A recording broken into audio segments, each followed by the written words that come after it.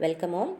This is Dr. T. Jani Shiba, Associate Professor, Department of Chemistry, Rohini College of Engineering and Technology. This is the fourth video lecture in the title Water and its Treatment. And today in our video lecture, we are going to see about the external treatment of water. So in the previous lectures, as a reminder, we have seen about the hardness and its estimation method in the first video lecture. In the second video lecture, we have seen about the boiler feed water requirements and the boiler troubles which are caused due to the presence of hardness producing salts, namely the scales and sludge formation. And in the third video, we have seen about the internal treatment methods. Now, we are going to see about the external treatment of water. So, on completion of this topic, you will be able to outline the methods of external treatment of water. So, what do you mean by external treatment or softening of water? The removal of hardness producing salts before taking it into the boiler is known as external treatment. There are three methods which are commonly used for industrial purposes. First one is the lime soda process, the second one is the zeolite process, and the third one is ion exchange or demineralization process. In our video, we are going to concentrate only on zeolite process and demineralization process. So let us see first about the zeolite process. For that, we have to know what is a zeolite. So zeolite is hydrated sodium aluminosilicate. Zeolites are also known as permute.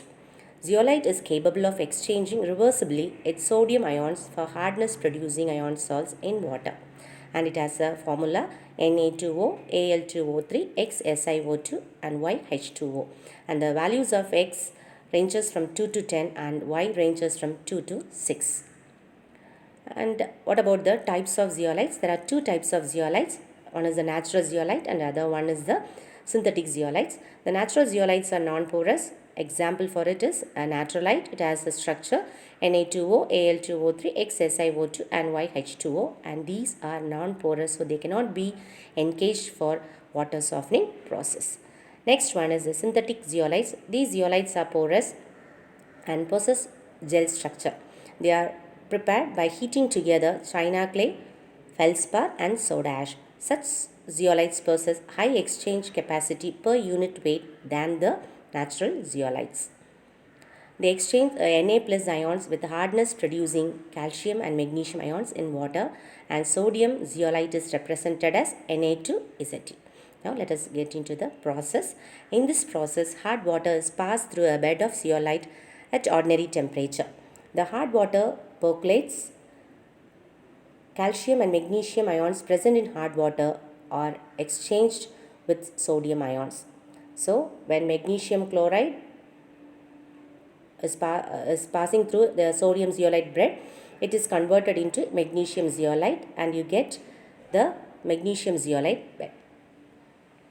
Now, after this process, the sodium zeolite is being converted into calcium or magnesium zeolites. Now, the zeolite bed is tired, or you can call it as an exhausted bed. Hence, it has to be regenerated. Now, let us go for the regeneration. This can be done by washing zeolite bed with 10% of sodium chloride solution. So, when you wash zeolite bed with 10% sodium chloride, the calcium zeolite is once again reconverted into Na2Zd, or it is known as the regenerated zeolite, which can be again used for water softening. So this is the picture which shows the arrangement of the zeolite process. And let us see the advantages. The first one is it removes the hardness almost completely and water of about 10 ppm hardness is produced. The equipment used is compact, occupying a small space. No impurities are precipitated, so there is no danger of sludge formation in the treated water at a later stage. The process automatically adjusts itself for variation of hardness of incoming water. It is a quite clean process. It requires less time for softening, and also it requires less skill for maintenance as well as operation. Now there are some of the disadvantages also. The treated water contains more sodium ions than lime soda process. The method only replaces Ca2 plus and Mg2 plus ions but leaves all the acidic ions like bicarbonate and carbonate ions as such in the softened water. When such softened water containing sodium bicarbonate and sodium carbonate are used in boilers for steam generation. Sodium bicarbonate decomposes producing carbon dioxide, which causes boiler corrosion, and sodium carbonate hydrolyzes to form sodium hydroxide, which causes caustic embrittlement. And high turbidity water cannot be treated efficiently by this method because the fine impurities get deposited on the zeolite bed, thereby creating problems for its working.